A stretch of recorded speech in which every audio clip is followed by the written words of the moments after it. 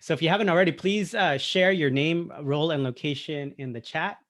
And before we get started, we're just going to let you know that we are recording today's session to be shared at a later time. So thank you guys so much for joining us. I really value your time here and this synergistic learning that we're going to have and co-create today.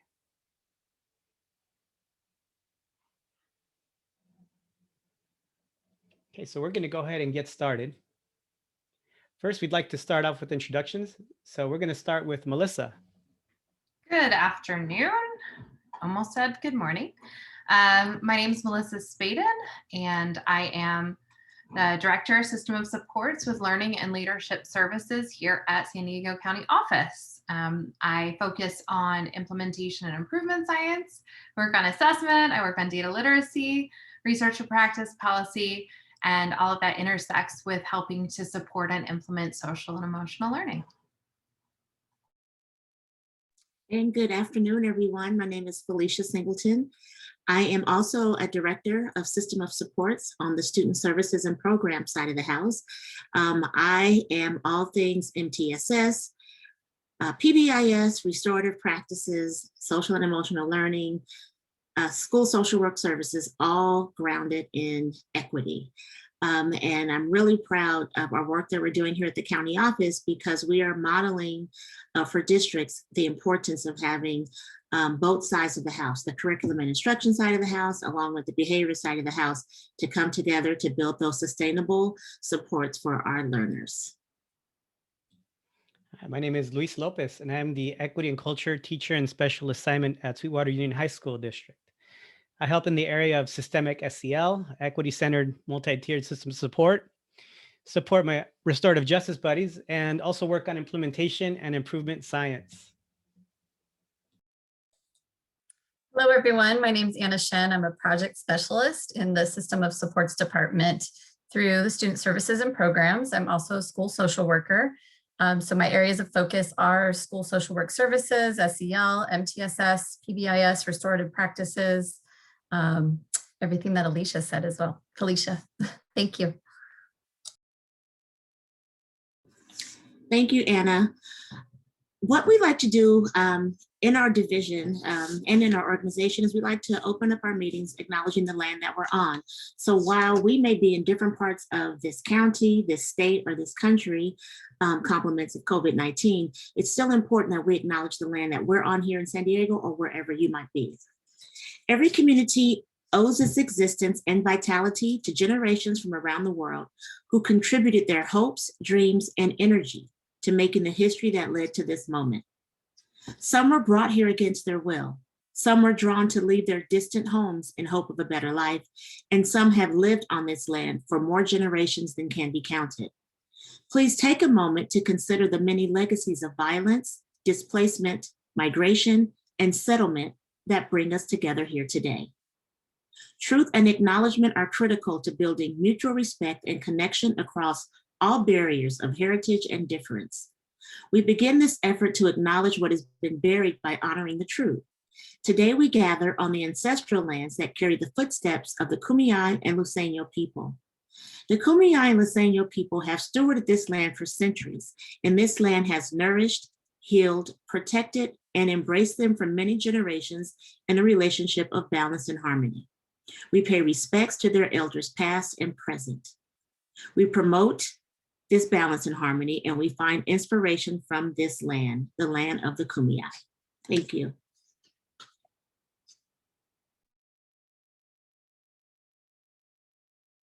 So as always, we want to do a check-in with ourselves and with others. So we're going to start out, just respond in the chat. How are you feeling today? Take a look at this lovely grid you have here and think about how you're feeling right now. When you've decided on one, go ahead and type that in the chat.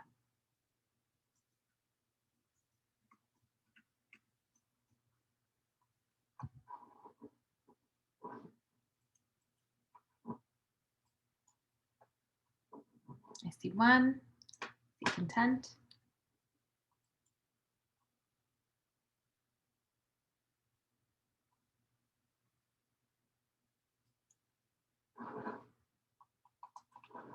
Okay, perfect. Tired, satisfied, tired. I'm gonna see a lot of tired probably at this point in the day. All right, so now we're thinking about how we're feeling right now. Let's go to the next part and think about how do we wish we felt right now at 3:37 on a Tuesday in the middle of March, not quite the middle. How do we wish we felt?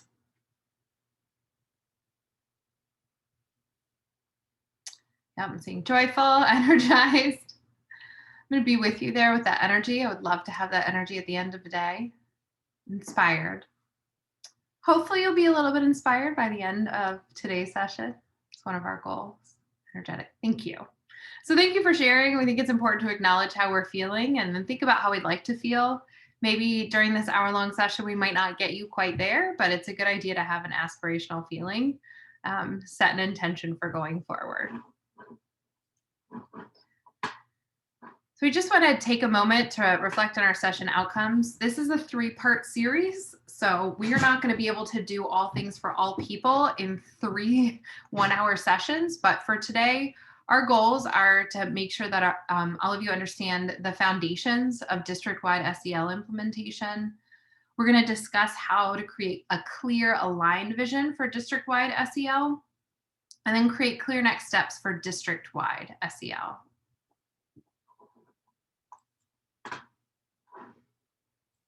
So if you wouldn't mind, just taking a moment to think about whatever your context is, a classroom, a teacher leader, site leader, district leader, non-classroom educator, school psych, school social worker, school counselor, office manager. What would your ideal school look like? Your ideal district look like? And just think about that for a moment. What would it look like every day for every child? And the reason why I love this cartoon is because it really speaks to what do we need to do, right? So this cartoon says, tell me more about this new 6-week plan you tried. So that's a caterpillar who looks like he or she or they have been a caterpillar for quite some time. And looking at this butterfly with beautiful expanded wings and just thinking, okay, what do I need to do to get this done in 6 weeks? And I love this cartoon because it often reminds me of the school system, right? We go to a training, we go to a class, we hear about something on NPR, and we want to hurry up and do it and not really take the time to do what we need to do to transform the system.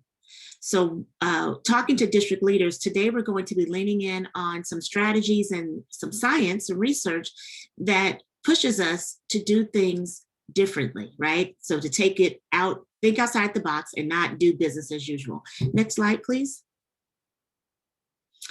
And that brings us to something that I'm sure we're all familiar with. And I love this slide because it gives me a chance to put my thespian hat on. It's been a long time since I've been on the stage, but I love the theater. So I'm going to read this and just let me know how many of you actually does this resonate with you. So 2 school administrators from district administrators. In keeping with the new state initiative, this fall, we will be implementing an exciting new district initiative of SNI, shiny new initiative, in place of LYI, last year initiative. All professional development days previously scheduled for LYI will be rescheduled as staff development for SNI. The $500 for release time and materials for LYI will be discontinued and provided instead for SNI. By the way, you would need to create local SNI teams that meet weekly. The former members of your LYI team would be perfect for this new team. Your shiny new SNI binders will be coming next week. Have a great year. So let's just think about that for a moment. How many of you, and you don't have to raise your hand because we're not about outing anyone, or we don't want you to feel like you're telling on your district or your school administrator. But does this sound familiar to anyone? And I can take SNI, I can drop in a litany of initiatives, right? Trauma-informed practices, restorative justice practices, PBIS, MTSS, all of the acronyms that we just love in education. You get your binder, you go back and you start. But a lot of times, most times, that produces a false start.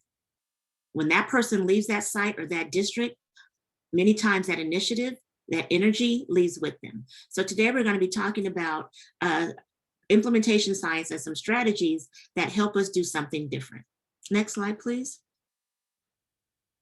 So transformative social emotional learning is a process. And last, if you were in with us on the adult SEL, we did cover this, but I want to make sure that I do highlight that it builds strong, respectful relationships founded on an appreciation of similarities and differences. So what does that mean? What that means is that we look at everyone in our school community or our district community, we look at their differences as an asset rather than a liability. And we learn to really critically examine why those inequities exist in our system. So we try to separate ourselves from the system. It's not about fixing students or fixing adults. It's about really fixing our system so that we can look critically at what's going on, and then how do we leverage the relationships that we've established to make those, bring those solutions to life. And then we do that collaboratively. So what does that mean? That means that we are disrupting those silos that we know also all too well in education, right?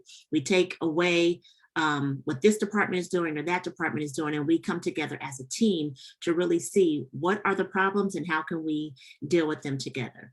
So to fully realize the potential of transformative SEL, it's critical that we start with those relationships, and then we move those relationships and start to see them as partnerships. So we work really in the power of with rather than the power of two or the power of four. Yeah, I'm gonna have my colleague Melissa help me with the screen share of the video.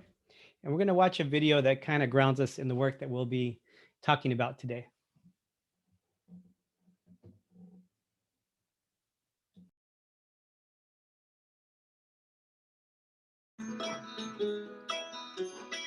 We have about 88,000 students, 124 languages are spoken. We have historically had over 70% economically disadvantaged in our district. In some of the schools, we had lots of tension, some frustrations, just realizing that we weren't meeting the needs of all of our students. There wasn't an emphasis or a focus on social emotional learning. My first year, I had a principal come up to me. He said, Kyla, I completely agree with social emotional learning and I love the work you're doing, but I don't do hugs. So we're not going to do this at my school. And so it really made me pause and reflect and think, we don't even have a common definition of what social emotional learning is. Are we willing to work hard today? Yeah! So we worked on our definition for the district. We say that social emotional learning are the skills that students and adults have in order to be lifelong learners. So their self-awareness, their self-management, relationship skills, responsible decision-making, and social awareness. There's a huge and growing body of research that shows that all great learning happens in social context. I have one question. So you really can't divorce the social and emotional from the learning. Let's like answer some of these questions. Like, have y'all ever like feel like an outcast? Social emotional learning is really about knowing who we are as individuals and giving us the skills we need to interact with other people in emotionally healthy ways. Why SEL is not separate. Who in here was stressed the last 2 weeks? It's not just a time that you might start a 5-minute lesson and do an SEL thing at the beginning of class, and then that's where we leave it. This line right here says when you're going in and seeing a Socratic circle, they're demonstrating the ability to communicate. And that is an SEL strategy. That is helping them develop that ability in a more effective way. It needs to be ingrained and looked at in all parts of the things that we do in the school day. It also has really positive impacts on culture.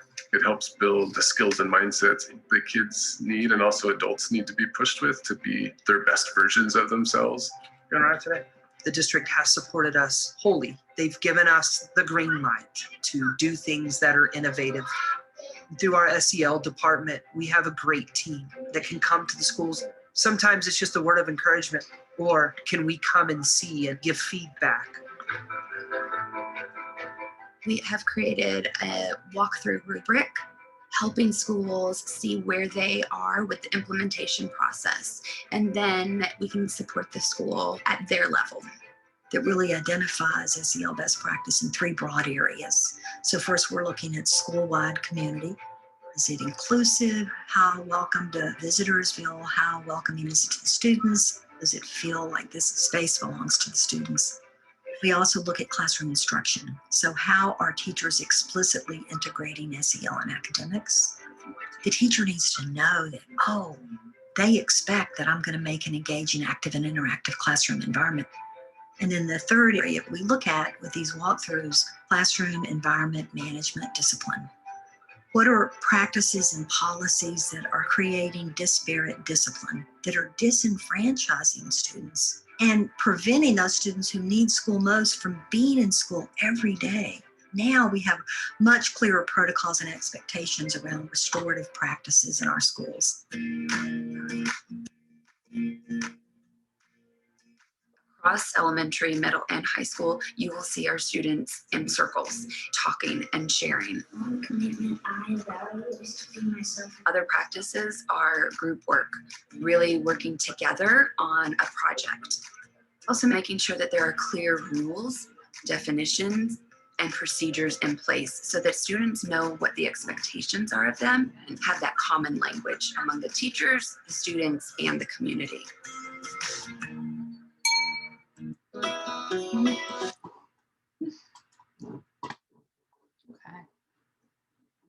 So we're gonna pause the video there. Louise, if you don't mind taking it over. Here in Nashville, we have. All right, of course. So we're going to do a quick reflection, a debrief. What resonated with you from the video? And what are some key takeaways? So for this, we're going to use the reaction feature that you have inside of Zoom to raise your hand. You can also say share in the chat and I'll call on you. So whichever is more comfortable. And could take a little pause time to think about what resonated from the video and just kind of throw it out to you as the audience. What's coming up for you?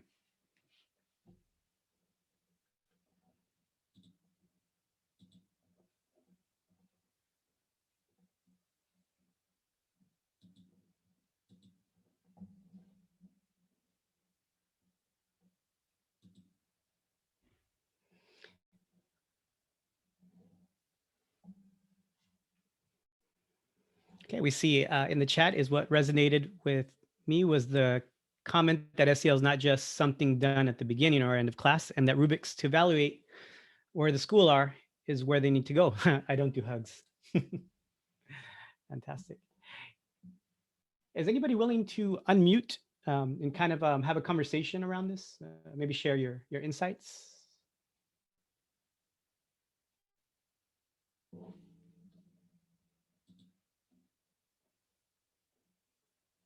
All right, I see Louise Simpson is ready to share.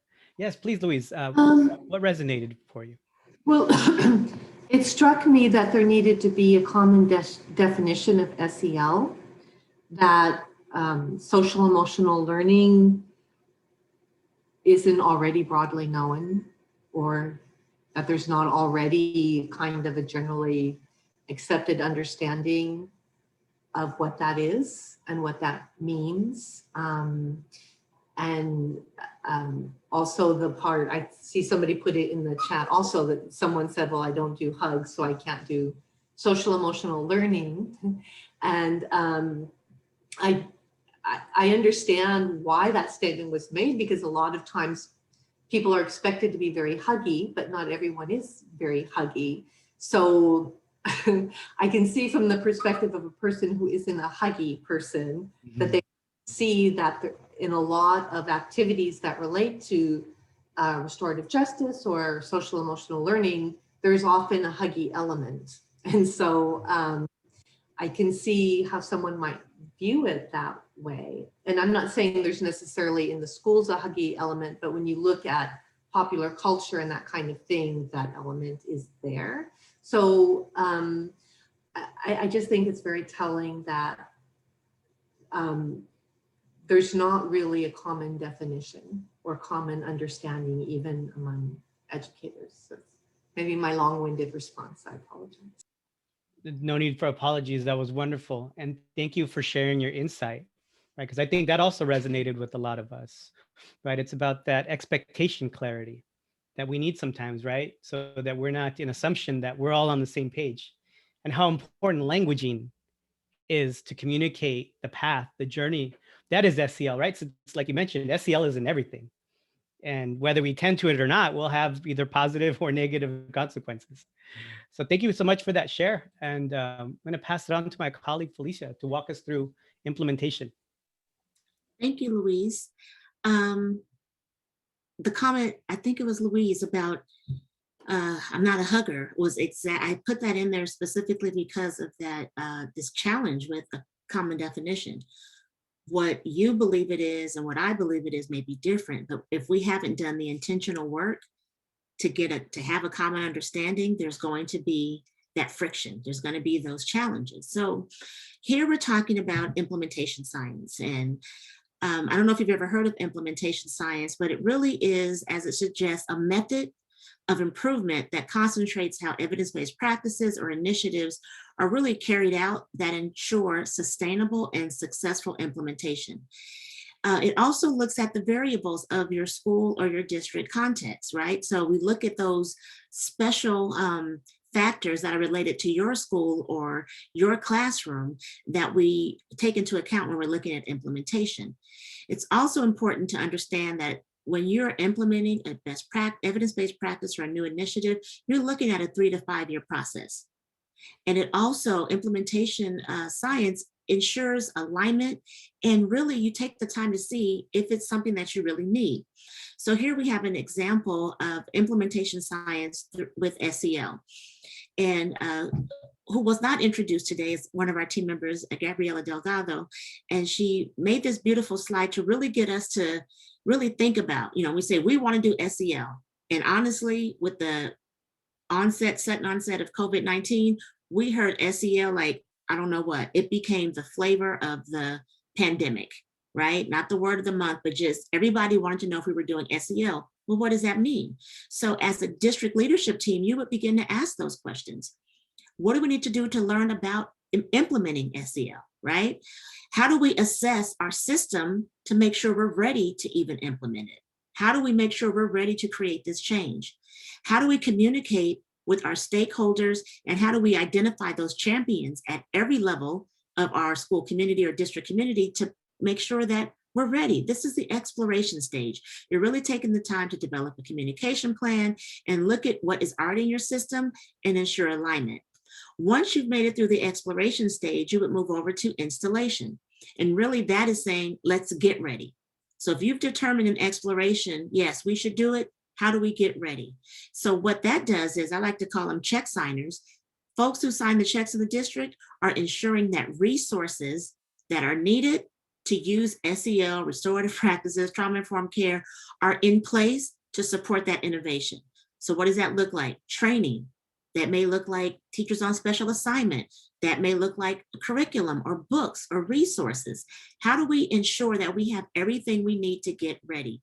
Having awareness meetings. You're talking to board members or stakeholders or parents. How do we ensure that we're all communicating the same language?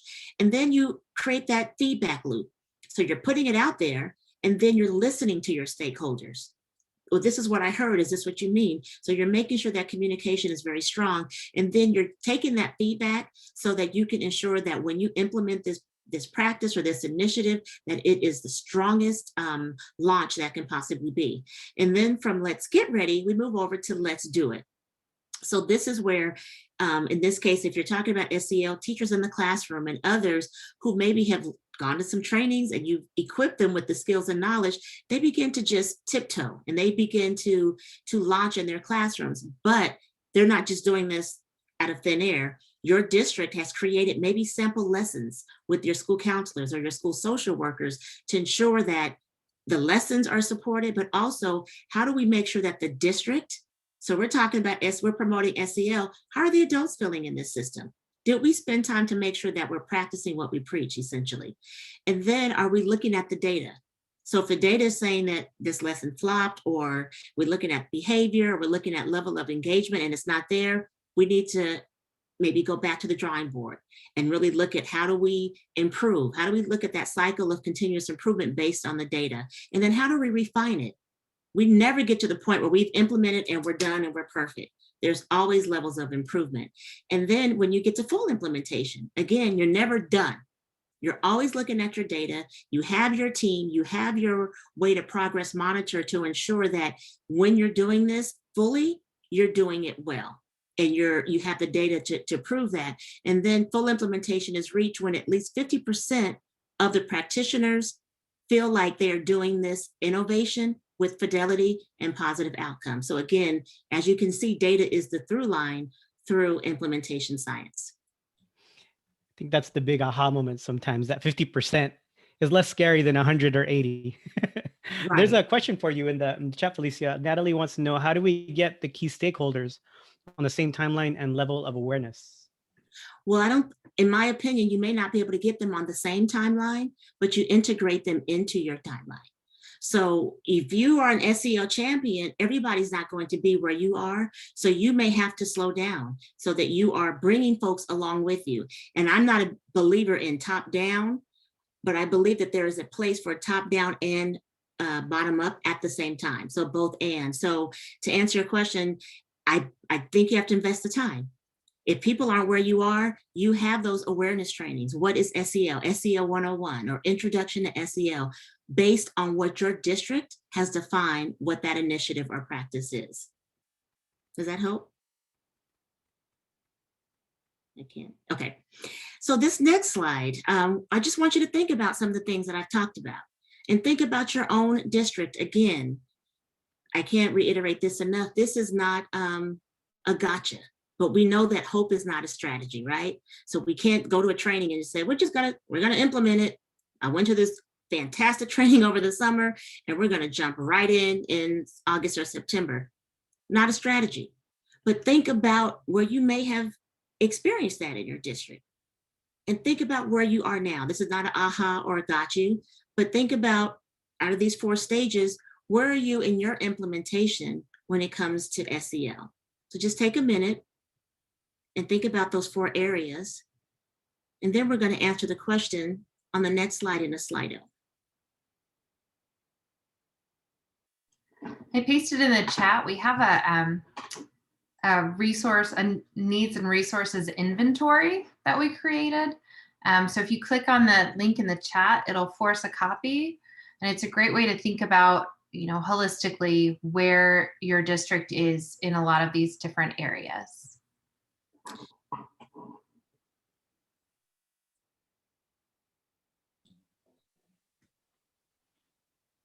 So if you are not familiar with a Slido, do we have a number for, okay, so you can either take your phone and scan the QR code, or you can go to slido.com and you put in the number 65947, and it will open up a window where we can take a poll. So the question today is, where are you in your implementation? And if you're not a district level administrator or decision maker, from your context, right, from where you sit, where are you with SEL?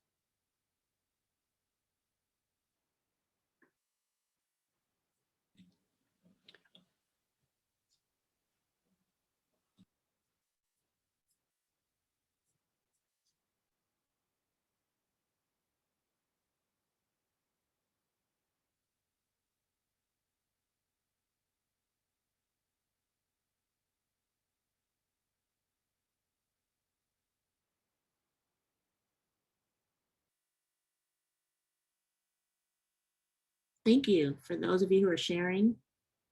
We appreciate that. And this is good information for us. We know that these little nuggets, these trainings, 1-hour trainings, they're really, they're helpful for us because it's giving us data on really what our county partners need and want to see as far as professional learning series. So it looks like we have about 83% of our friends here today that are in the exploration stage, 71%. And then we have about 29% that are in installation. So we're all still trying to figure this out. And in the spirit of transparency here at SDCOE, we're in exploration. As far as the county office, just launching and really being able to support our district partners in a meaningful way.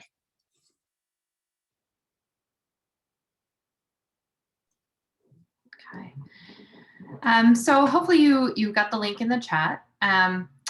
Just wanted to share that as we mentioned earlier, we can't do everything at once, right? And so right now we're just trying to figure out some of those foundational pieces. And so as it says on the slide, we're sharing Castle's district level work. It's their resource guide, it's a rubric that we think is a really good way of organizing our thinking.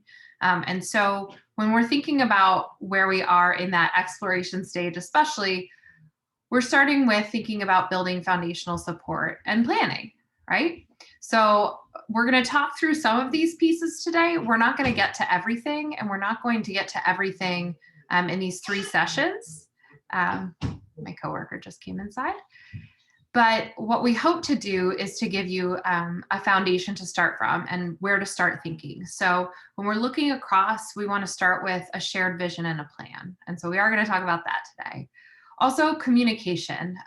One of the things I've noticed over time is that where a lot of our new initiatives fall apart is a lack of clear, transparent communication. If people don't feel like they're part of the decision-making or part of the conversation, they're much less likely to buy in. And so, like Felicia mentioned, top-down is important, but ground up is equally as important.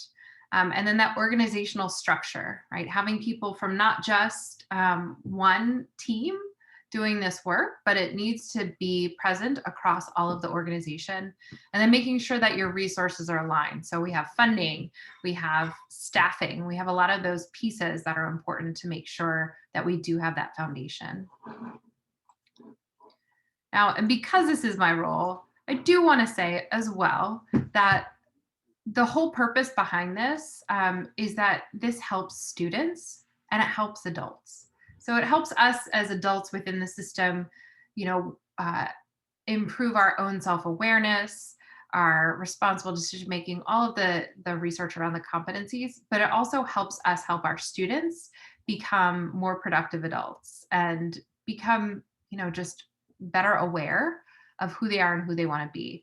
And so engaging in intentional, aligned, long-term SEL helps increase students' abilities to interact with and be aware of social emotional competencies, their attitudes, their behaviors, so that self-regulation going through stressful events like right now. Improves academic achievement. It actually helps. Why? Because that self-reflection is built in when you're learning about SEL. And then improves on-time graduation from both high school and college. And we're always looking at what about those long-term effects. It also improves employment and employability. It helps decrease personal challenges around both emotional and behavioral, because we know behavioral issues are outcroppings, right? They're the result of some other pieces that have not been in place. And so that SEL, we're really looking at tier 1 and helping students understand who they are and how they interact with others. Decreases the necessity for police involvement, and ideally decreases social service involvement as well. There's a lot of ripple effect with a lot of social emotional learning work when it's done intentionally. So Luis is going to take it over. He's going to talk about vision and tell a little story for us about how they've engaged in some of this work in Sweetwater. Yeah, what's very interesting about the implementation part of this is how I was introduced to implementation and systemic SEL was working on school attendance, right? Realization that school attendance is related, right, to kids wanting to be there and how that's related then to implementation of SEL across the board, right? How we greet students and how we help them feel, right? Like the saying is, students will never remember what you said, but they'll remember how they felt, how you made them feel. Right? And kind of in that spirit to focus on vision. And if you've already focused on vision and been focusing on vision, to take a moment to reflect on the vision that you have established for SEL in your district. And if you haven't, just a pathway, a guide on how vision can help impact the implementation of systemic SEL throughout your district. right? So the district that develops the SEL goals aligned to their vision, right, in short-term and long-term outcomes allows us to communicate that pathway that allows people to join us along the journey, right? To answer Natalie's question earlier, how do we involve the stakeholders and that awareness? I would say, is there a vision that's driving your district? And if not, within our locus of control, how can we inspire that vision from where we're at? And so I just wanted to probe before we assume, right? Uh, what wisdom can you share about developing an aligned mission and vision?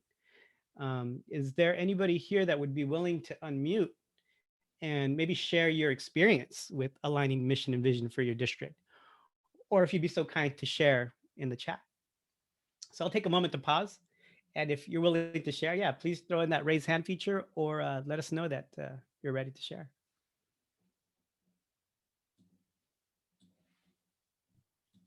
So I'll go ahead and share. We're in the process of doing the same work around math to improve student achievement in mathematics. So I'm working with a team of teachers and stakeholders, and we started by looking at that. Where does our vision and with mathematics and where we want our students to be aligned with our mission statement?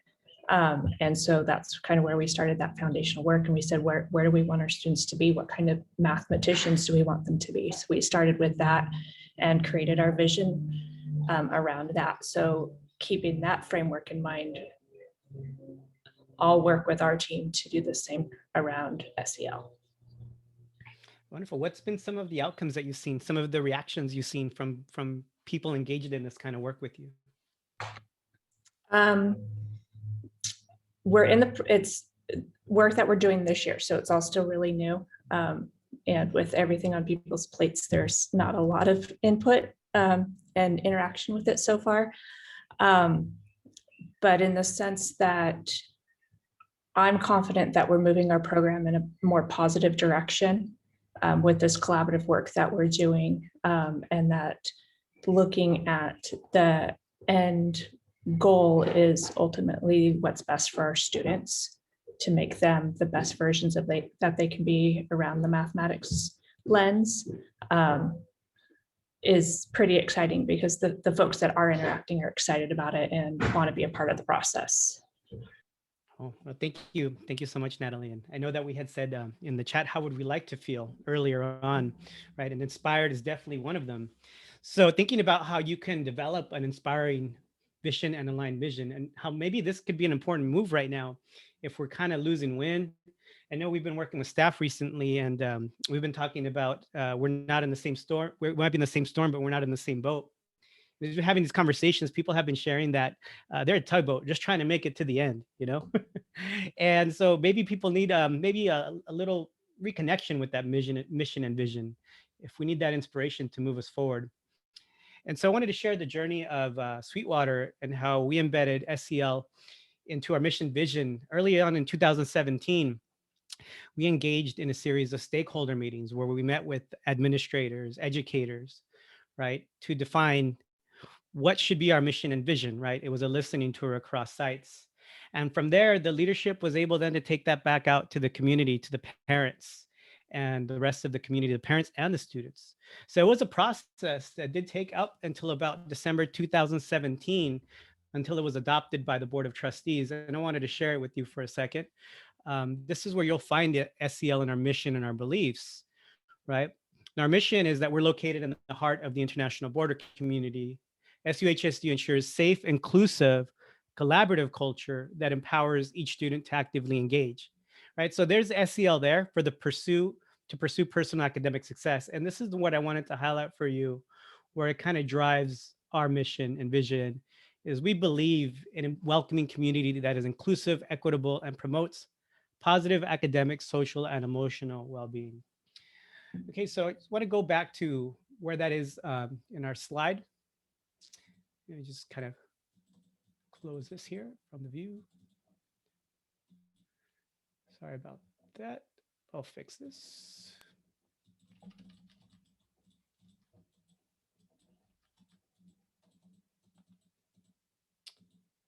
So Melissa, I'm having a little bit of technical difficulty getting the slides up. Would you mind sharing the slide that we were on?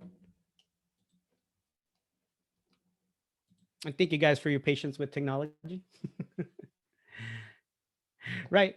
And so we wanted to share that. If you go to the previous slide, please, Melissa. So we just wanted to share that that was a development, and took a whole community to develop, and it was a lengthy process. But in the end, it allowed us in the 2018-2009 school year, right, to allocate resources for supporting systemic SEL, right? In addition to the restorative practices work that was already started, it allowed us to then create positions like mine, which is SEL support, TOSA, right? To work with other sites, and sites also have an SEL focus, and them looking at their own vision and mission statements at the site level, right? So early on in October 2019, we were able to work with some sites in revamping their mission and vision statement to embed SEL as well, right? And that took a process where we brought it out to the leadership to create their own vision and mission statements about what they ultimately dreamt of for their students in the world of social emotional. And that allowed them to recreate that vision and mission, which then was brought to staff, right? And community and parents, and the whole process again, right? How do you move systems? You involve everybody with it. And everybody felt like they were moved and inspired and wanted to be part of it, right? Because if it's awesome, why wouldn't you want to? That allowed the sites then to allocate also resources for supporting systemic SEL, right? And that brings us to the present, where we're ongoing development of SEL resources for classroom adoption. And, to share vulnerably with you, right? None of us have got it completely right. We're all learning and growing with each other, right? At a lot of sites, through this mission and vision, we're in exploration. There's some in installation and initial implementation, but I wouldn't be able to say that we've gone the full road of full implementation, right? But that's why we're all here, to be a community and learn from each other. Is, hey, what are all the other districts doing, and how can we support each other on our path to full implementation at sites, right? Because that end result is that kid who is just inspired and nurtured and loved and feels supported. So thank you, Melissa. If you can go to the next slide, please. And so the result of this work, I just wanted to share with you. I'm not going to read it to you, but if you would like to take a look, this is a result of one of our schools that we helped transform their mission and vision and purpose from this work that we'll be sharing with you.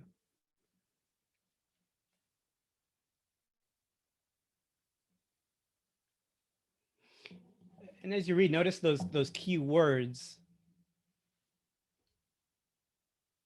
And I have to share with you that the process of developing this with staff was very emotional, because it was a chance also for everybody to be heard and listened to. As this was developed, it created a sense of inspiration, because the stakeholders got to share that they all were aligned on how important legacy was, how somebody paid it forward to them, and then how they were able to pay it forward to their students, and that their hope is to build citizens that pay it forward perpetually, right? What kind of world would that be like? I want to live in that world. Well, thank you, Melissa.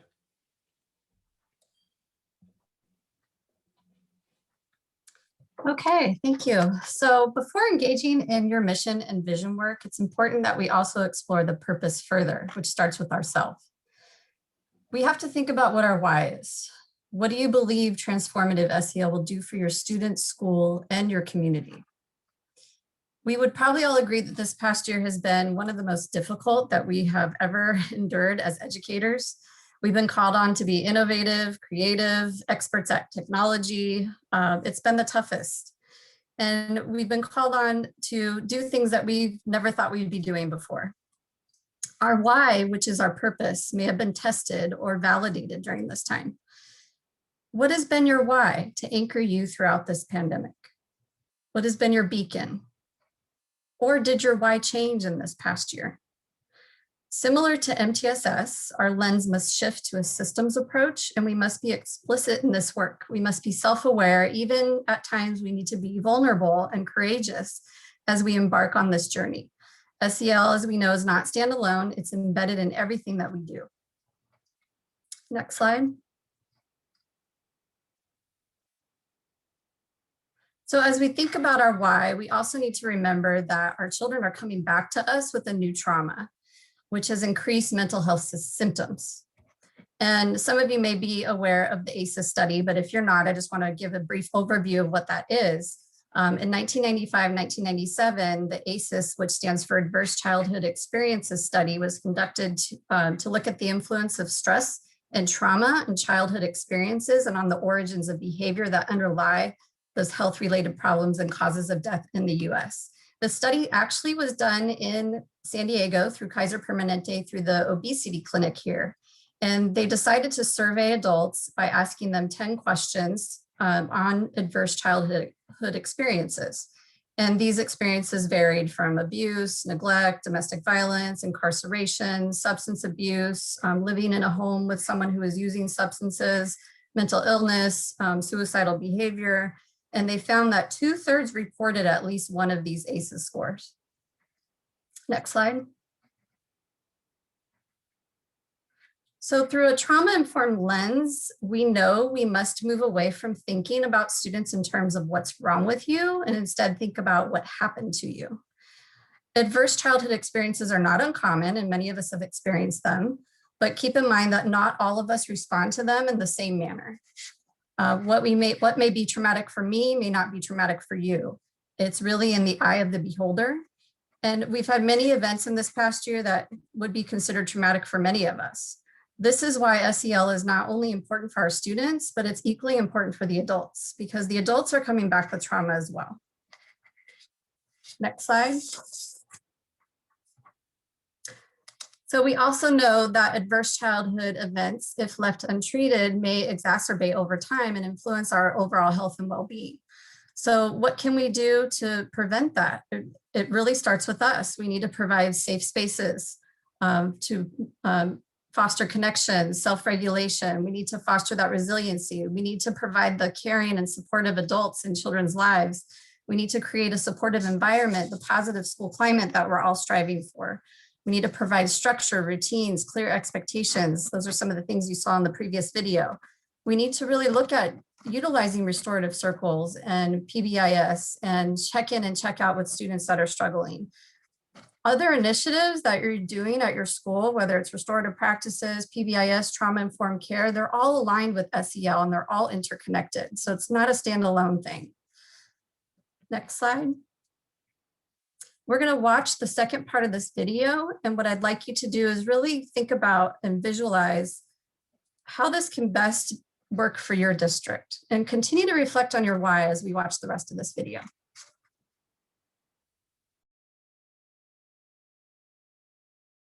The situation is because this is a learning process. Okay. Every school receives ACEs awareness training.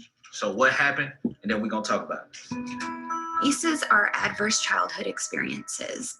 There's a lot of research out, and there's a whole list of things that are considered to be events in kids' lives that can cause trauma. And so in order to reverse that trauma, you have to do some very intentional things. You guys have changed and grown up so much this year. So every school is really looking at how can we create these safe environments where kids want to come to school, where they can feel engaged, where teachers are supporting children who come from a background of trauma or a chronic stress. We saw that we really need to start with the adults. If we don't have the knowledge, it's hard to model something for our students. Start with understanding that it isn't a program. It isn't a single strategy. It's a paradigm shift. It is understand the why behind it and be able to communicate that with the adults in the building.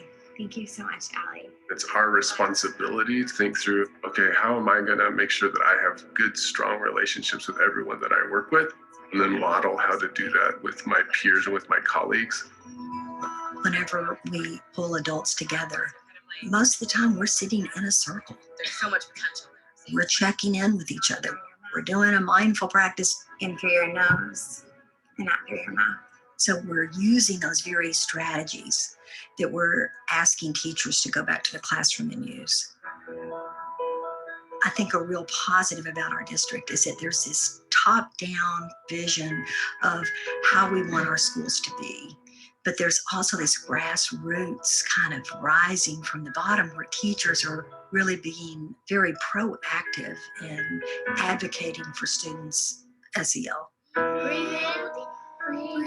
We have more and more principals and school leaders and teachers wanting to be trained in it and wanting more. It was fantastic.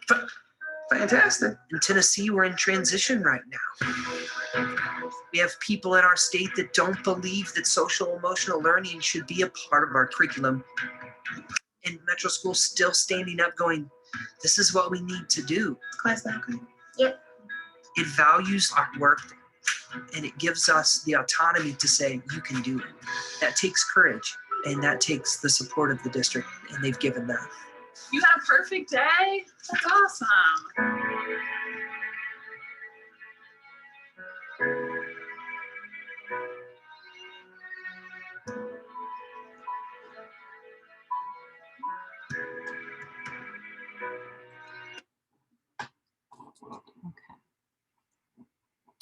Thank you, Melissa. So as you watch that video, and if you could please use the chat box right now and type in one word that resonates with you or one word that came to mind as you watched that video.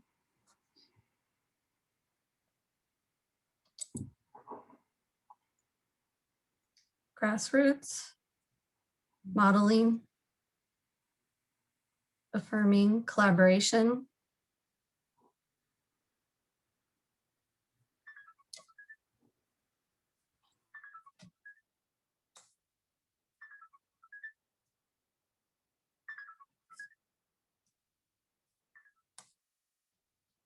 Acceptance, partnerships,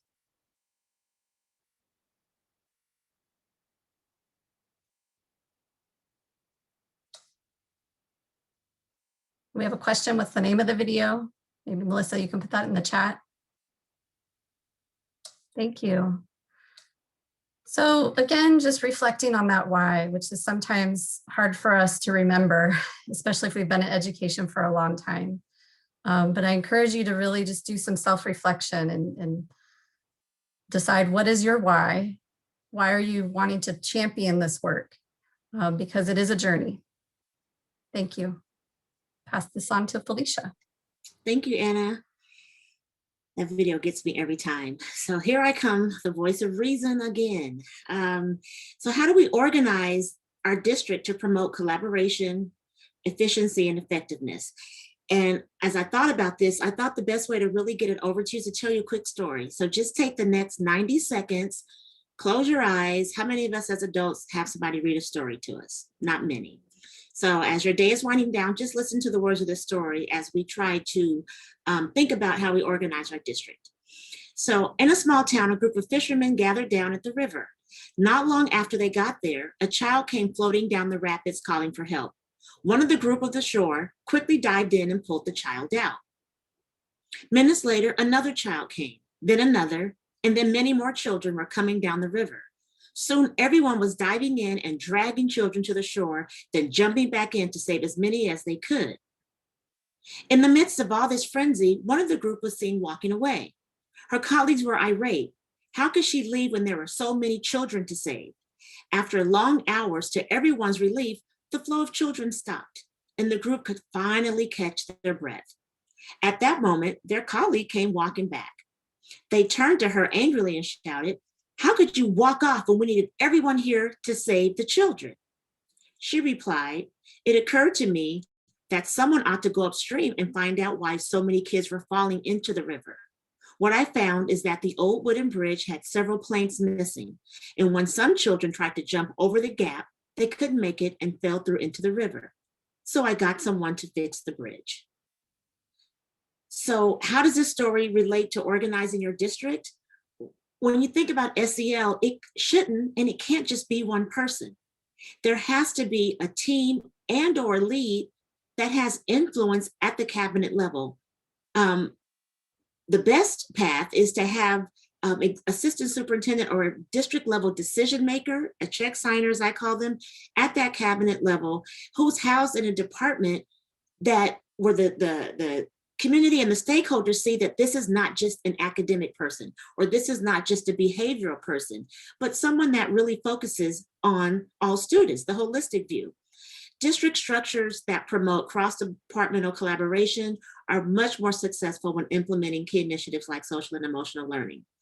And really, when those departments, we dismantle those silos and we work together, we can talk about what you're doing in the special education department, or what you're doing in the curriculum and instruction, or in nursing and wellness. Like, what are the strategies that are aligned, and how can we support schools and support districts? So the reality is that when you embed SEL within a framework, you can ensure equity, you can ensure that you're paying attention to academics, and you can ensure ultimately that you're looking at school improvement and school climate. Next slide, please. So with that story and thinking about your own system, how can you interrogate your system in a way that you can determine what your district is actually promoting? Louise talked about a mission and a vision, but what do your policies say? What does your org chart say? Who needs to be a part of this work? I believe one thing at the county that, like I said, I'm really proud of, Melissa and I have the same position, but on opposite sides of the house, but we collaborate on everything together because we know we don't cut children in half. We don't cut them in half and say, you're an academic problem, so Melissa's gonna take care of them, or your behavior problem, so Felicia, we don't fix kids. It's our system. How does our system come together to ensure that we're taking care of the needs of our children? So do your policies align? If you're saying that you promote social and emotional learning, how do adults feel in your system? Do they feel taken care of? So we thought it would be fun. We're getting close on time, but think about this and maybe come back next week and we can talk about it. Do a SEL webpage hunt. If your district says they promote SEL, where does it live on your webpage? Is it somewhere where people can easily access it and find it? So those are some of the conversations that we will continue to have in this district leadership series. And our last part for today before closing out is communication. Full disclosure, my undergrad degree is actually in communication. I am just a huge advocate for creating a communication offense so that you're not playing defense, because a lot of the time, like I said, initiative falls apart because we failed to anticipate some of the issues and prepare communication for it. If you're not familiar with Fixin's with the concerns-based adoption model, you know, where you go through the process and think about all the concerns folks might have and prepare communications for those, it's very helpful with anything new that you're doing. But a huge piece of it is not just that internal piece, but that external piece. And so how are you going to talk through this with parents? Because anything different from how a parent went through school is scary, and understandably, because they want to support their student. And so it's really being intentional about what this looks like, how this can be modeled at home with really easy to do practices, with easy language to access, and making sure that all of the stakeholders involved have information that is useful to them. And thinking about it and doing it far in advance. And we're very short on time, but for me, what's helpful to think about is reflecting on a rollout that did not go well, because for some reason the negative always comes easier than the positive. It's just the way our lizard brains work. But what fell apart? You know, I was talking through recently with a colleague about a district rollout that happened, and I can pinpoint the exact things that fell apart for that district because they failed to anticipate concerns that people would have. Right? So it's about preparing that information ahead of time. And it's also about bringing in the people who can be your cheerleaders, but also being aware of the people who are going to ask the most questions and bringing them in as part of it. If you know those questions are going to come and you know where they're going to come from, bring them in as part of the planning. You know, do that in advance. So I'm sure we all have one, but we like to honor time and stay right along with that. So we are at the end of our first session together. Some next steps for you. I think, Luis, you want to talk about some next steps for folks? Yeah, we're going to review our district inventory, which Melissa has provided a link for you inside of the slides. And we're going to determine what our strengths are, right? Because what we focus on grows. And we always want to do systemic SEL work by highlighting our strengths. We're going to reflect on ours and your district wise. And we're going to review a little bit of alignment between your district why and the district mission and vision. And I just wanted to add one thing is that what's been so great about having that SEL embedded into our district and site level mission vision is breaking down the silos. So something to think about is once we have that languaging, then it's like you're given permission to break down these walls and communicate across departments to make your and your children's dreams realities. So thank you guys for joining us and for this district SEL implementation session. And we hope you can join us for future sessions as well.